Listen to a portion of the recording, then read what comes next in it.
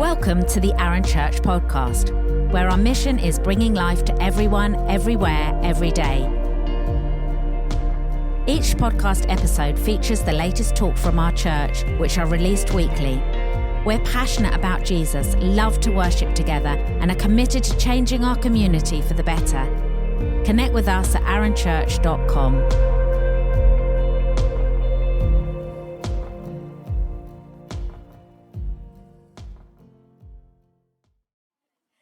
Okay, morning everybody. Fantastic to be together this morning. We are continuing our series on stories and on looking at a new way with stories and looking at the parables. So we've had one of the stories this morning, the Good Samaritan. We're going to look at a different story for this talk today. We're looking at the story of the talents and what Jesus told us about that. So stories are so important, aren't they?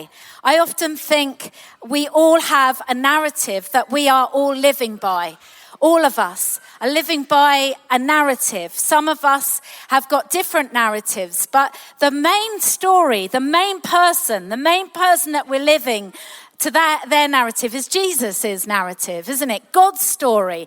We are part of the God story. In our world, people have made themselves the center of their story.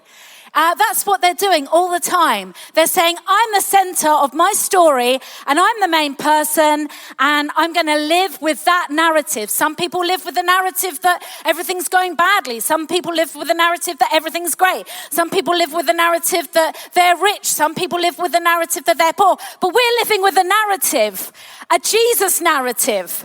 The Jesus narrative is that he is the center of our story. He is the center of what we're doing and what we're going for. We don't have to be the center of everything. We say, Jesus, you are the center of our narrative. And the center of that narrative is that even though there are difficult things and difficult challenges, Jesus is always cheering us on. He loves us. He's for us. He is good. That's our narrative. That's our story. That's the most amazing story to be part of in the whole of the world. And we're going to be looking at another story that Jesus talked about, the story of the talents. Okay, everybody, in your little own individual minds, have a little bit of a think about this. What abilities, opportunities, and possessions do you have in your hands? Okay, just think by yourself. What abilities, possessions, and opportunities do you have in your hands? Okay, now turn to the person next to you and tell them about those things that you have in your hands. Go, just for a minute.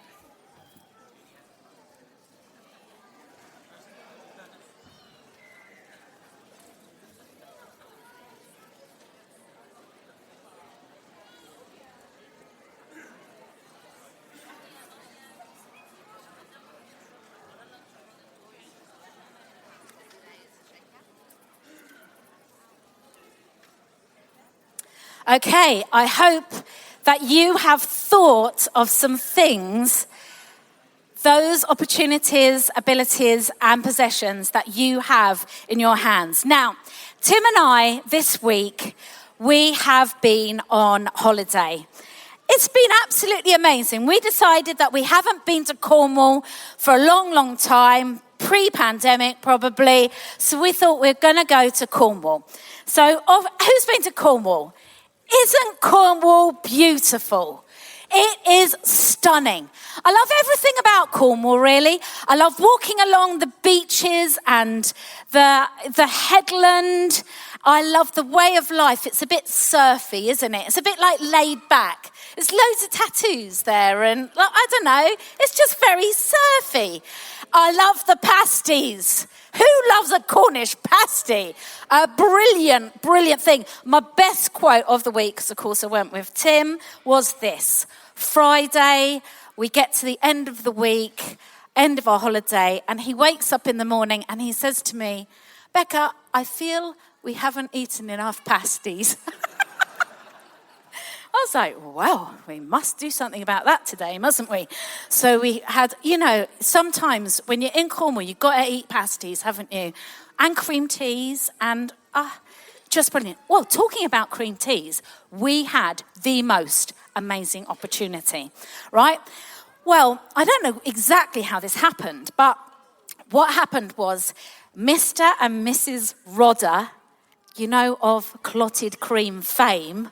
Do you know clotted cream? Everyone had some of that? Well, I've had a lot of that. But anyway, that they invited us for a cream tea to their house, right? So we were like, we'll go in. Have a cream tea with Mr. and Mrs. Rodder. What could be better? They lived in this house above St. Ives, and they have a view of the whole of St. Ives. So there we were, sitting in Mr. and Mrs. Rodder's room, eating cream tea. She actually doesn't like the cream, so she didn't have any. She just had jam. But anyway, me and Tim, we really did love it. So anyway, I said to him and her, tell me the story of the clotted cream. Because when I was a little girl, I remember going to Cornwall and I remember thinking we must take some clotted cream home. And I remember thinking we must load it up in the car, take it back to where... And then I had this thought, we must take some clotted cream home. And then I thought, no, you don't have to, Becca. It's in Sainsbury's, isn't it? Just down the... why are you thinking of that? I thought, that's because... That's what I used to do. I can remember my mum and dad doing it when I was little.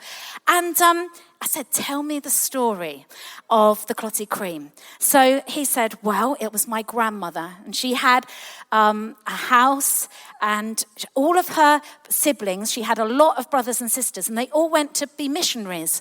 They all went with WEC and they did like lots of stuff all around the world. But she stayed at home and she made cream.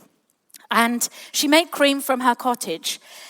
And what happened was people used to come and say, this cream is the most amazing cream. We wish we could take it home. We wish we could take it somewhere. And she used to think, well, how can I make that happen? Because obviously if they take it with them, it's going to go off. It's not going to work. So she decided that she was going to experiment with techniques on how to sterilized cream, how to make it so that people could take it home.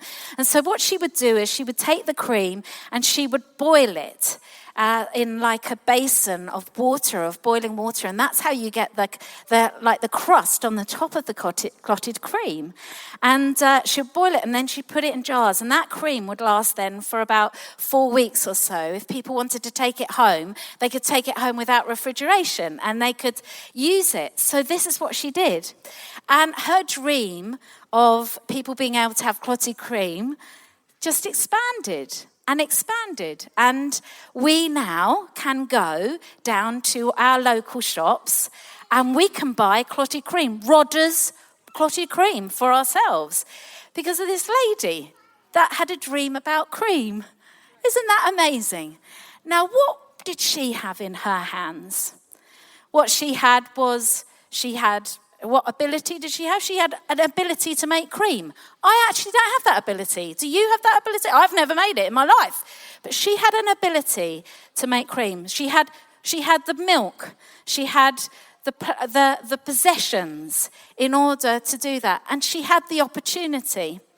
And she took all of those things and she did something amazing with milk that I've never been able to do.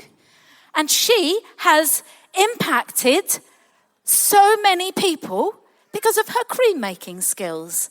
And I'm very grateful for her, aren't you? I'm very grateful for her clotted cream.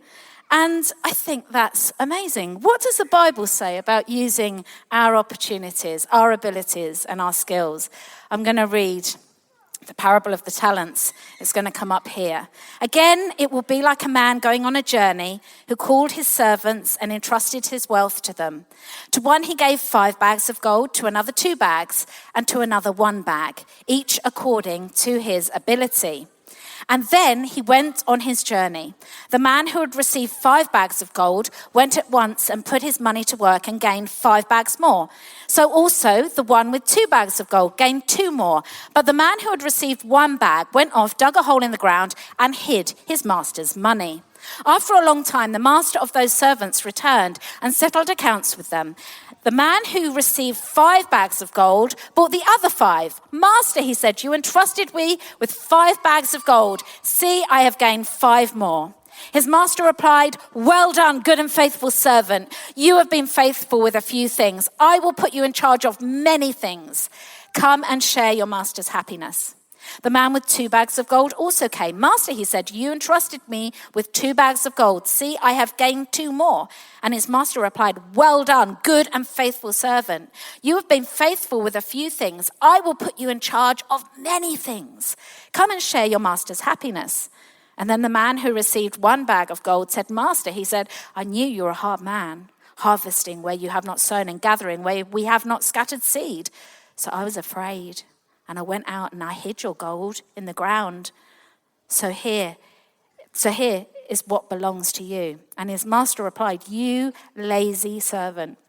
You knew what I harvest, and where I have not sown and gather, where I have not scattered seed. Well, then you should have put my money on deposit with the bankers, so that when I returned, will have received it back with interest. So take the bag of gold. So take the bag of gold from him and give it to the one who has 10 bags. For whoever has been given more, and they will have an abundance. Whoever does not have, even what they have, will be taken from them.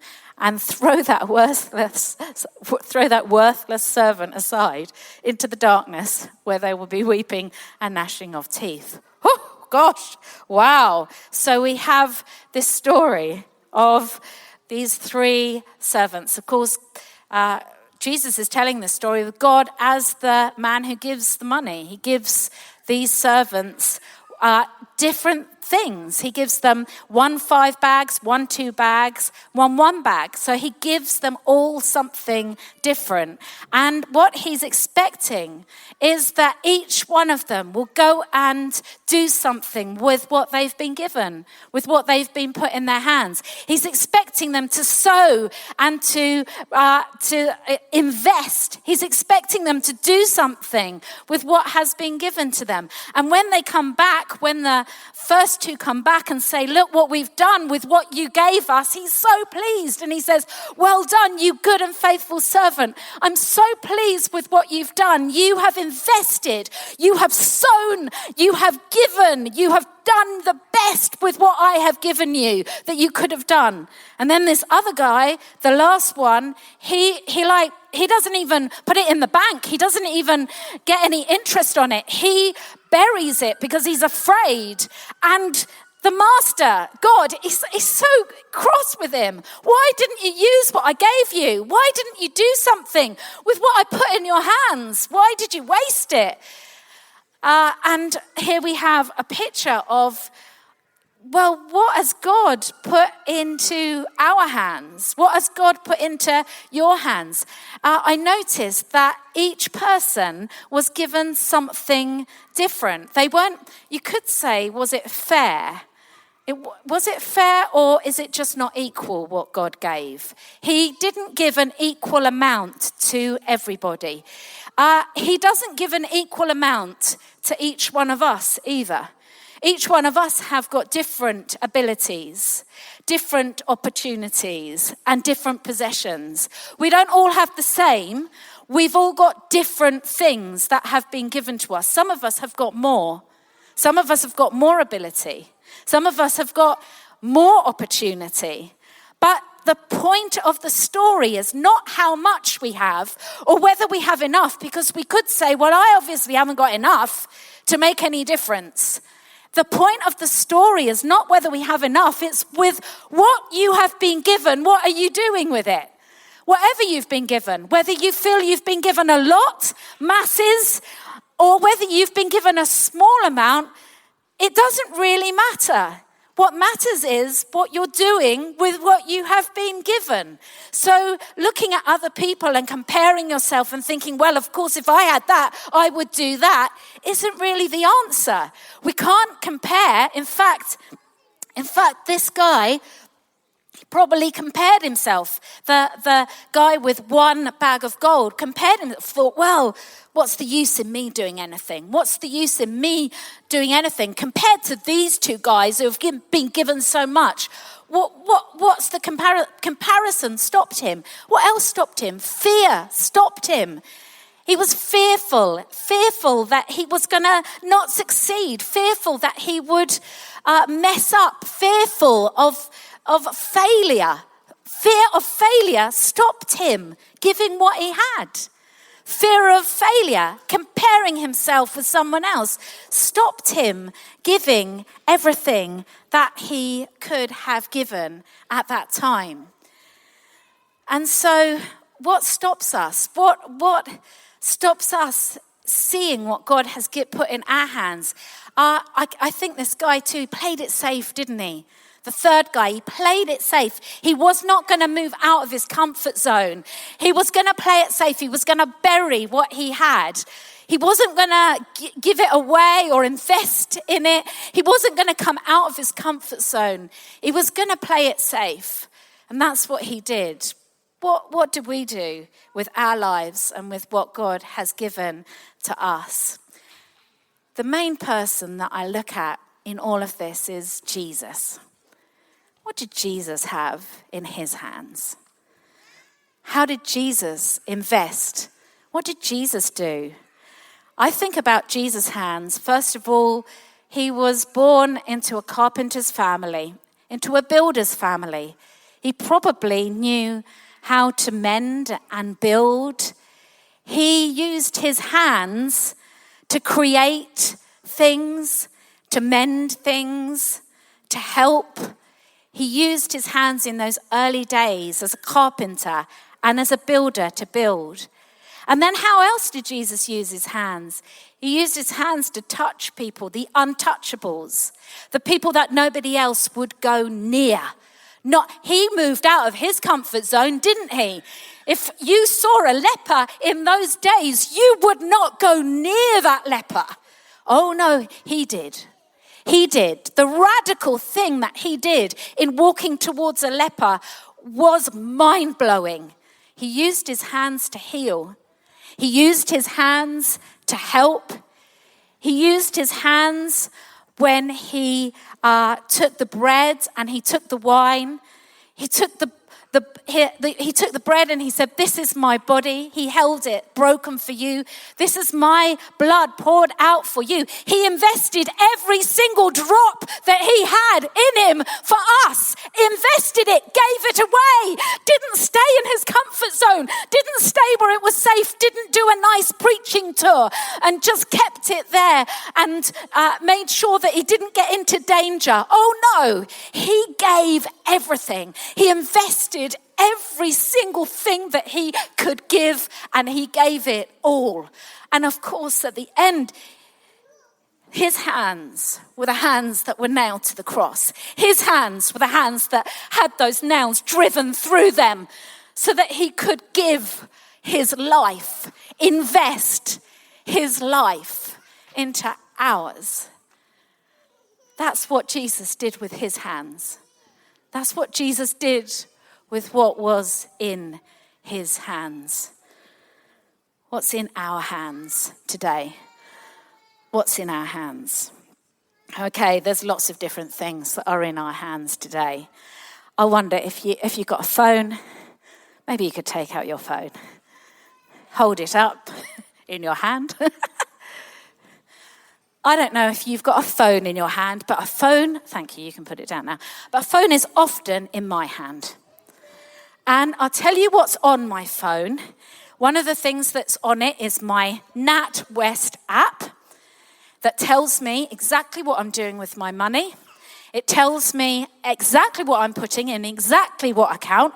I could pull it up now for you and I could look at it now and I could see what was going on with my money. All right?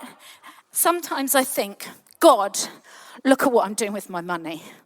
Look at what I'm doing. Tell me, God, am I investing in the right way? Am I sowing with this money, with what's in my hand, with the money that you give me every month? Am I sowing into what you want me to do? When you look at my bank account, God, what do you think? Do you think, well done, Becca? Or do you think you're selfish and you keep stuff to yourself? What does God think when he looks at my NatWest app? What does he think? Because I want to know, don't you? I want to invest. What's money? Who cares? We're going to die one day. We're all going to die and we're never going to take it with us. Who cares? Why don't we invest it? Why don't we invest what we've got now? Why not? What's the point? What's the point of not doing that? I've got money in my bank account. God, you look at it. You tell me. The other thing that I do with my phone is I text people. What are my texts like? Am I investing in people? Am I sowing into people? What are my texts like? What's my communication like? I email sometimes on this as well. What's my emails like? Are they full of Jesus? Are they full of kindness and goodness? Am I investing in my emails? What about my social media? Oh, that's on here, isn't it? That's on here. Of course it is. I flick through it daily. What am I doing? Am I investing? Who am I investing in? What am I doing with this that's in my hands? What am I doing with it? Is it God's? What's going on with that's in my hands? Okay, another thing. My keys. Actually, these are Hayley's because I've lost mine. But keys. Well, get your keys out. Have you got any keys in your pocket, anyone? Hold on to your... Right, what are we doing with our keys that are in our hands? The keys, I guess, these are some of the keys to our houses.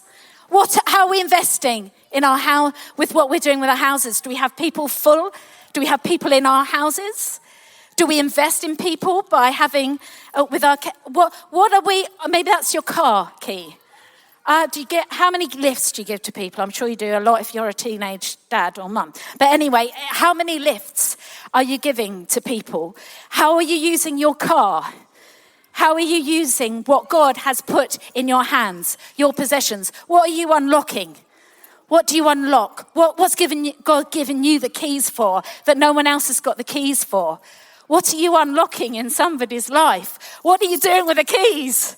What are you doing with the keys spiritually, physically, everything? What are you doing with your keys? What am I doing with my keys? Okay, what am I doing with, let me see. I think about the boy that had in his hands loaves and fishes. I got loaves and fishes here, 2 fishes. I've actually got 5 loaves. There's a lot of loaves, but here we go. I've got loaves and I've got fishes. How are we with hospitality? Are we investing in people through giving? Who's good at cooking? Are we cooking for people? Are we giving in that way? If you're good at cooking, do you invest in people? How are we investing in living as a community? How do we bring that? Also, what about multiplication? What's in our hands that means multiplying? What's in our hands that God says, give that away and I'll multiply it? Just like the boy with the fishes and the bread. What does God need to multiply in our lives? Have you got bread in your hand?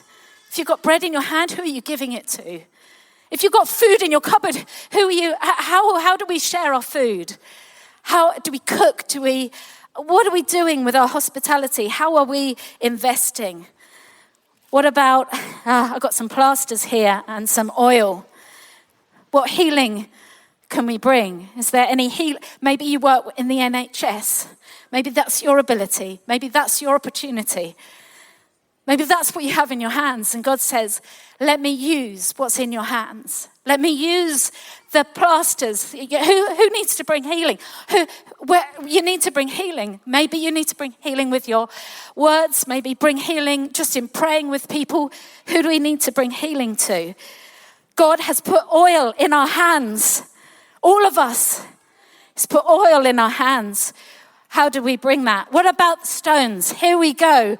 David, he had 5 stones and a sling in his hand. 5 stones and a sling, and he had a giant standing in front of him. What good was that going to do with a giant standing in front of him? I'll tell you what, God used the stones and he used the sling to knock out the giant.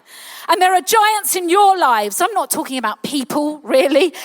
Not suggesting you go and knock out any person with a stone. I'm just saying that there are giants in your lives. Some of them are fear. Some of them are comparison. Some of them are insecurity. Some of them are massive giants that overwhelm you. And God gave you a stone. And he said, throw the stone. Throw it, knock out the giant. I gave it to you. It's in your hand. You stand with that giant in front of you every day. And I say, God says, I gave you a stone. Throw it. Because you're going to knock out that giant. We have giants that loom over us all the time. I do. And I don't realize that God gave me a stone and he gave me a sling.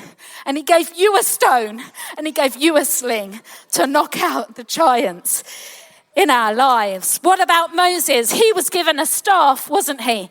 He was given a staff. He had just a staff in his hands. And what did he do with the staff?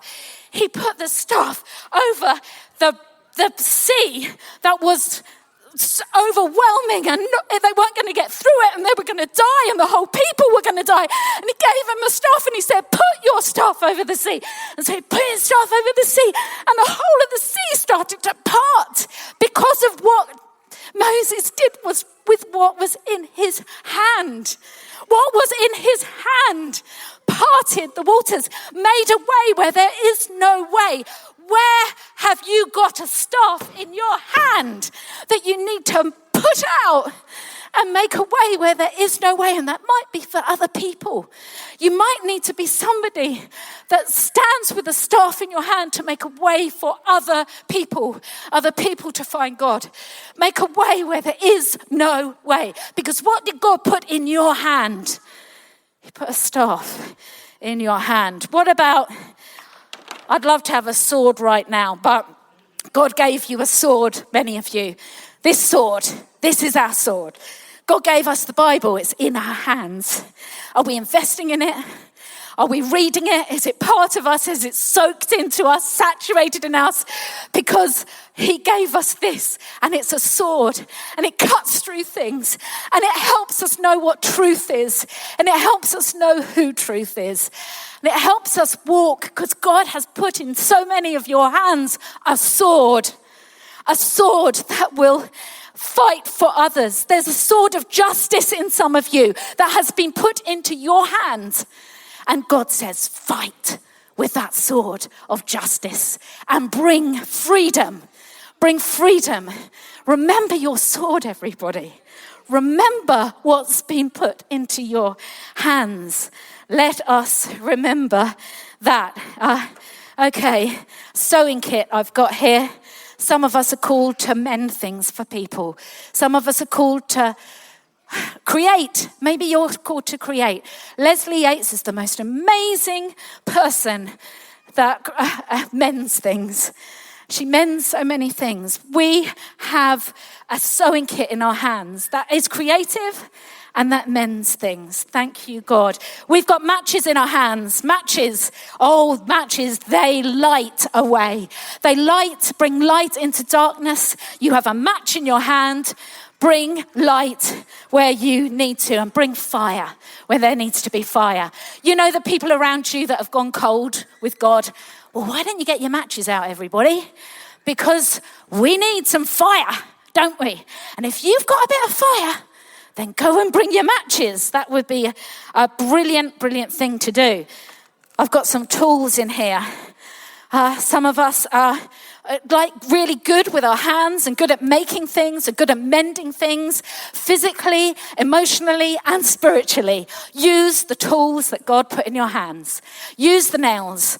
Use the things that God put in your hands. If God gave you something beautiful, flowers, if you're very good in the garden, if you're really good at growing things, grow things. What seeds are in your hands that need to be grown? Go and grow things and bring beauty wherever you can. Bring the flowers, bring the joy, bring the comfort. If you've got flowers in your hand, then bring them. If you've got pens in your hand, here we got some pens, then write. If you're born to be a writer, then write. If you're born to create, then create. Write, create, journal. Do it for yourself. Do it for others. Do what you need to. If God gave you a pen, then write. Use it. Use the pen that God put in your hands. Use it with everything that you have. And the last thing that God has put into our hands is people. He put people. He put our children. He put our grandchildren. He put our community. He put our husbands. He put our wives. He put people into our hands. He put people to love and invest and care about, people to sow your lives into, people to say, I will do anything to see you free and flourish and thrive. God put people, God put your children in your hands. God put people in your hands, and you can do something that makes a difference with those people that God put in your hands. Oh God, come, we pray. Use what is in our hands, Father, we pray. Use the things that you have put in our hands, God.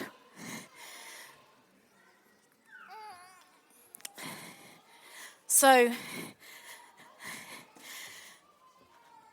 I just want to encourage us. Oh, I'll tell you what else I was thinking. What about God put a guitar in your hands? Because some people he has. Put a guitar in your hands. Use it. Drumsticks in your hands. Use it. Okay, I wonder if the band could come or not, but I just want to give us an opportunity, to respond. I hope that there's something in one of those objects that I brought out that speaks to you, that you think there's something that's been buried in me, or there's something that needs to be put more into the forefront than it has been. There's an opportunity that God's given me. There's an ability he's given me. And there's a possession he's given me that I need to put in his hands. As we just sit here, just ask God what he's put in your hands.